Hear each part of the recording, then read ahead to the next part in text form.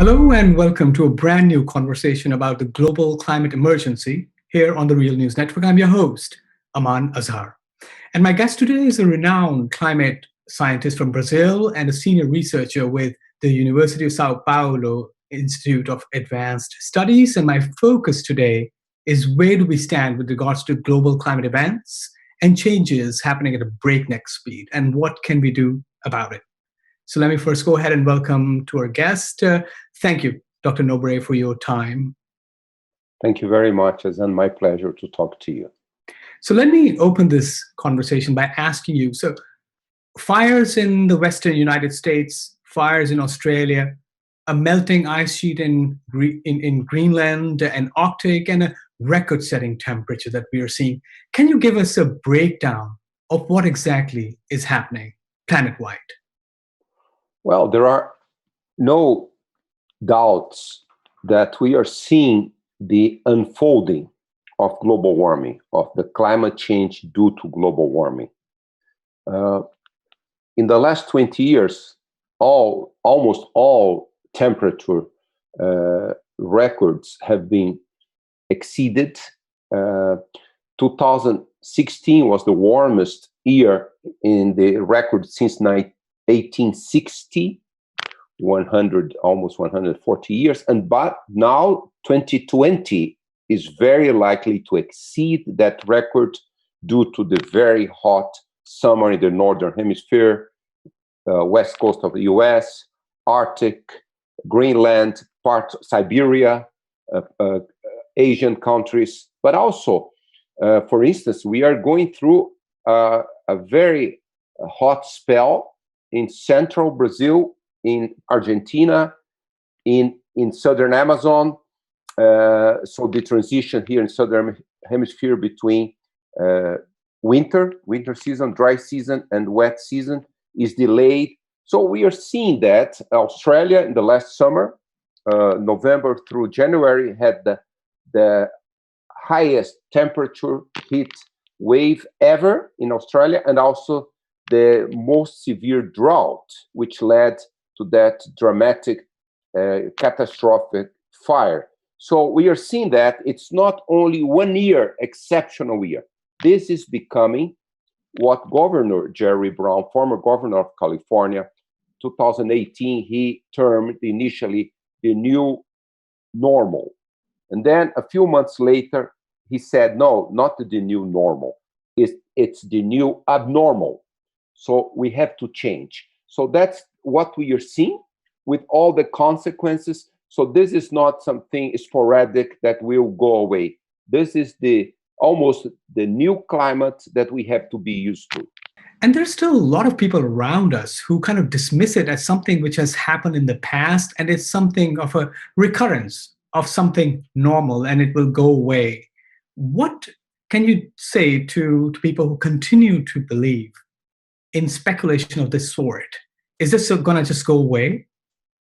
It's not going to go away. There is no way for the planet to cool off, because the science has demonstrated precisely, almost unanimously, 98% of climate scientists fully understand and support the conclusion that this warming is caused by humans.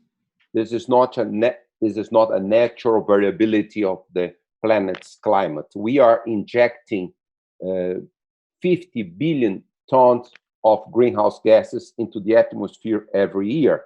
And these greenhouse gases, they do nothing but warm the planet, warm the surface of the planet. This is well known, very well known. The first scientist to demonstrate that was Nobel Prize winner, Swedish scientist Arrhenius in 1896. So the physics of this widest greenhouse gas absorbs heat, infrared radiation, as we call thermal radiation, is well known. So we are seeing that there is no way to dispute that thing that science clearly demonstrated. And that's exactly what we are seeing. unfolding. So I think, deniers of climate change want to live in with that perception that, well, perhaps there is no problem. It's almost like a mythical perception, a psychological perception. This is not what reality is showing to us every day. Right, and one of the very damning report was just released by World Wildlife Foundation, and I'm going to quote some figures from that report for you to kind of expand on, which says that an average 68% decline in populations of mammals, birds, amphibians, reptiles, and fish between 1970 and 2016, and an average loss of 94% of vertebrate species, which is extraordinary. How does how does this tie into what you were just describing in terms of a warming planet? How does that contribute? Well, unfortunately, most of this reduction of the individuals of all these species, particularly vertebrate species, mammals, birds, amphibians, reptiles, is not as yet caused by climate change, by global warming. This is really the disturbance that billions of people in 1900, we were 2 billion people in the planet. Today, we are 7.4 billion. So we, in this 20th century, we disturb the natural ecosystem to a stage, particularly in the last 50 years, that we really provided the conditions for the disappearance of these species of animals and plants as well. We can start seeing also the reduction of the number of individual of species due to climate change, because let's say in the mid latitudes, also in high latitudes in the northern hemisphere, your really areas are becoming so warm that, let's say, birds are migrating to the north. In Europe, for instance, birds are migrating to the Mediterranean coast, to Central European countries, and up to the North Atlantic. And of course, I mean, these birds have to find a new space to live. They are not used to living those other ecosystems, and so also diminish their numbers. So this we are already seeing. But the catastrophic impact of climate change, if we are unable to stop global warming, we are counting on extinction, not only reduction of the number of individuals, but extinction. And the Biodiversity Convention made a statement last week, the risk of extinction of 1 million species, 1 million species. So this is a big tragedy that we're causing. So we have completely to change the way we see nature, and really to change the way we produce anything economically, and to use modern technologies to find a sustainable pathway. We are very far from finding that sustainable or for implementing that pathway, because science is providing a number of solutions. Well, some of the scientific establishments have actually called this a sixth mass extinction event. Do you agree with that? And if it is so, is it also tied to the loss of rainforests like the Amazon? You have your own research about the Amazon rainforest as well. What's at stake here? Absolutely. Rainforests, all rainforests in the Amazon, in Equatorial Africa, Southeast Asia, they hold more than 50% of the global biodiversity, something like 60%. And disappearance of the forest will mean the extinctions of most of those species. There are species that only exist in particular areas of the rainforests. So we are starting to see that many individuals also are becoming very rare in rainforests, mostly due to deforestation and fires. But also climate change presents this tremendous risk, because if we cannot really reduce that risk, meaning net zero emissions of greenhouse gases by 2050. That's the goal of the climate change United Nations Climate Change Conference and the agreements, the Paris Agreement, for instance, towards the end of this century, we are really having such a different planet that, let's say, one area I've been studying for 30 years, the Amazon. We are going to lose 70% of the Amazon forest. That means losing hundreds of thousands of species. They will become extinct, perhaps only keeping some of them in botanical gardens, in zoos. But so this is a big tragedy. It is correct to state if we are unable to stop global warming, we are going to hit the sixth mass extinctions, the first one caused by humans. And I'd like to ask a little bit about this talk about an average increase of 1 degree centigrade, and then there's another scenario presented, which is about the 4-degree average increase in global temperatures. Could you explain a little bit about what exactly does it mean to have a global 1 degree Celsius average increase? What does it mean, and what are we on track for in the next 20 to 30 years? Let me just give you a few examples. The difference between 1.5 and 2. 1.5 and 2. 1.5 preserves most of the species in the planet. Sea level rise over several hundred years will be something between 30, 50, 60 centimeters. 2 degrees, just 0.5 degrees Celsius difference, means 85% of extinctions of coral reefs, and the sea level rise may exceed 1 meter by 2100. So that's just 0.5 degrees, 1.5 to 2.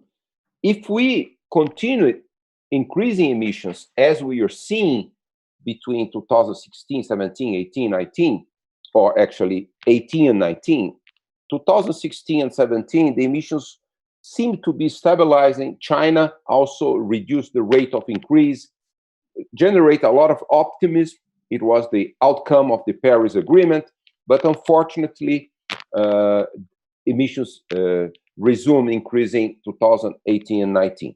So if we continue increasing emissions and we reached 4 degrees by 2100,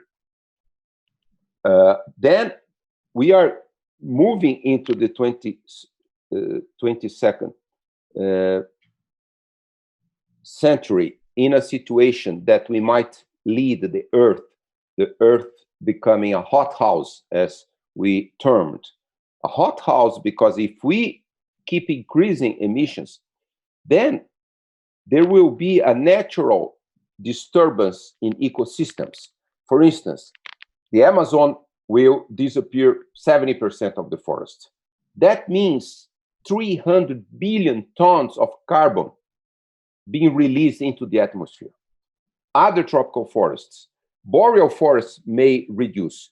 The permafrost, the permafrost in Siberia, northern Canada, Alaska, will melt and will release a huge amount of carbon, other gases as well as methane. And the most troubling and worrying aspect is that there is a huge amount of methane. Methane is 20, 25 times more powerful as a greenhouse gas compared to carbon dioxide. So there is a huge amount of methane deep into the Arctic Ocean.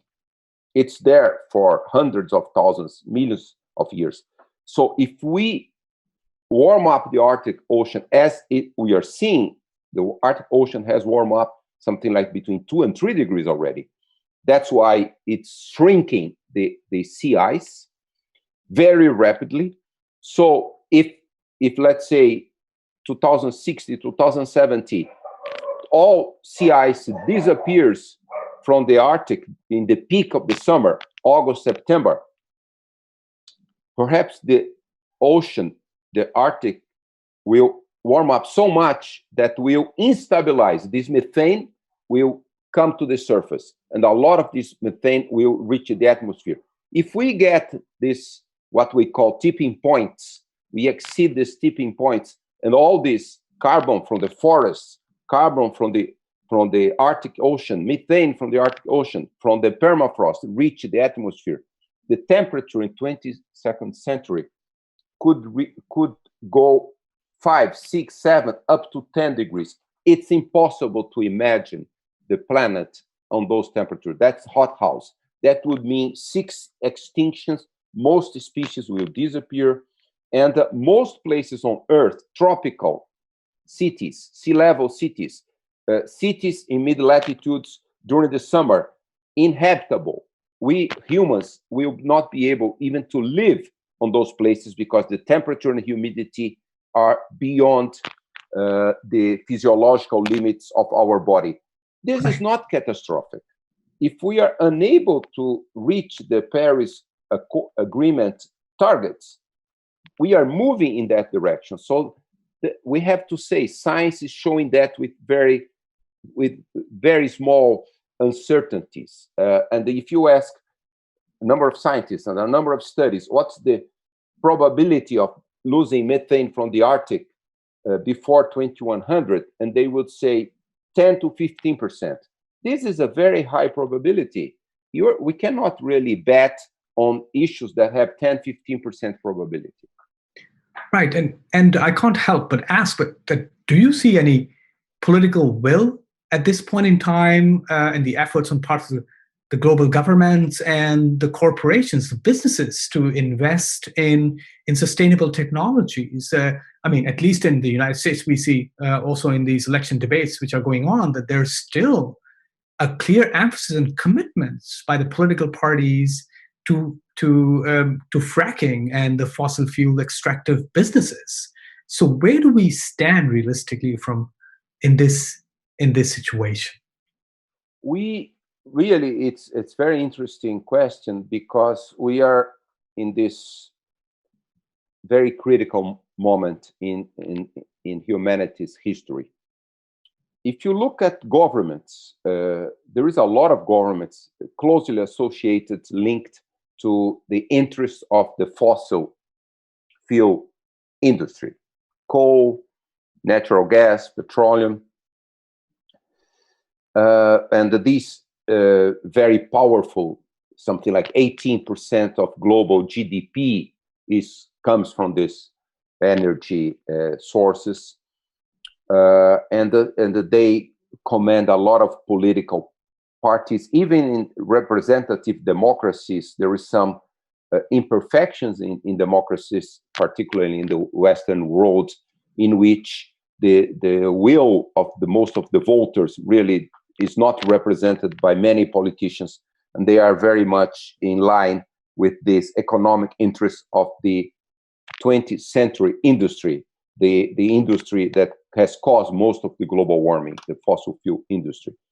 So on the other hand, we are starting to see a global outcry by people, particularly younger generations. I think Greta represents what this generation, the teenagers, mean. And this is not only a European phenomenon. We are seeing this globally.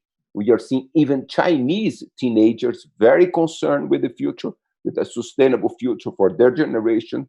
So it's interesting to see when the will of the most of the people on the planet, particularly the youth, will be represented in political decisions, in policies, sustainable policies. And also, we are seeing more and more of the business sector concern. We are seeing, for instance, adoption of this so-called ESG criteria: environment, social, and governance. More and more big companies, they are getting very interested in adhering to those criteria. We hadn't seen that before. The post-pandemic is very interesting because the pandemic is showing the risks. For instance, if we lose the tropical forests, one pandemic a year or two, or one pandemic every 2 months will happen because we break this very subtle ecological balance between millions of species of microorganisms, viruses, bacteria, pathogens, potential pathogens for humans. We break that balance as we did for coronavirus in China, we did for HIV and Ebola in Africa, with swine flu in Mexico, tropical forest. So we really, it's very important. We are seeing the business more concerned, more and more concerned, and we are seeing this big divide. A large proportion of business, including investment funds, are very concerned because they are realizing consumers are really moving in the sustainability direction. Really, the big question is when the will of most of the people, particularly the young people, young voters, will be represented in the political power. That definition is crucial for the sustainability pathways that we have to search. And unfortunately, we do not have 20 years, 30 years, 50 years. We have to switch to a sustainable pathway right now. Actually, we are behind schedule. So that's why many of these elections that we are having in the world, in democracies, are very important, really, for voters to be very conscious and aware that we have to elect politicians that really understand the risks and will really create the policies or support the policy for sustainability. And Dr. Nobre, what does elections in the United States, for example, mean for the global climate struggle, in your understanding? They mean a lot because the post-pandemic, everybody is talking about the Green Deal, the Green New Deal in the US. After that major recession, 1929, the New Deal, and now we need a New Deal out of the pandemic-caused recession, but the green. So Europe is leading that. We are seeing all of Europe, including United Kingdom. We are seeing Japan as well. Even China is starting to show a willingness to move towards a Green Deal, post-pandemic Green Deal. Of course, the US election is central because one candidate represents at least a commitment to a Green New Deal for the US. Another candidate, just the opposite, does not accept or does not realize or pretends to ignore the risks that we are placing in the planet, climate change, and many other risks. Even pandemics, etc. So I think, it's very decisive, the results of this election in the US, because one way it means US will join in Europe, Japan, even China. And of course, if these countries do that, all of the developing countries will find the proper space for that. Otherwise, if US goes in the other direction, means 4 more years of a big battle to prevent the planet to go uncontrolled and really to go unsustainably for a long time. Yes, it's actually kind of unfortunate that apparently both parties in the United States are pro-fracking, as is what we saw in one of the vice presidential debates, where both the candidates were actively committing that they're not going to ban fracking. So we're really in a very unprecedented times here in the United States as well, which is why I'd like to ask if this is correct to assume that we have the means, solar, geothermal, wind, today, that this turn or shift towards sustainable technologies can happen if there's a political will around the world and in the advanced countries to switch from fossil fuel. Is this a correct statement, Dr. Nobre? This is a correct statement because, uh, let's say, China, over 80% of emissions coming from the number one country in emissions today. Historically,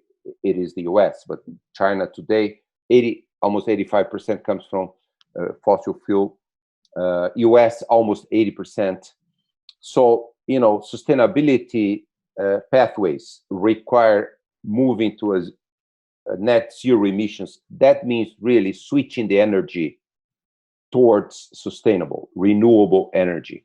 And then if you ask, is it economically feasible? Totally economically feasible. You have good examples. California, one of the leading areas in the world, moving to renewable energy very fast, very efficiently. So if you today, new solar power plants, wind energy plants are cheaper than any other form of energy, nuclear, fossil fuel, hydropower.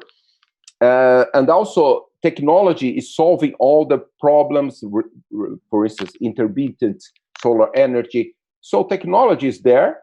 It's becoming very inexpensive. There is plenty of scale. So really, it's there. It's in our hands. So sometimes when a political party sides with a particular economic vested interest, really they don't want to lose eventually voters, etc. But this is a big mistake.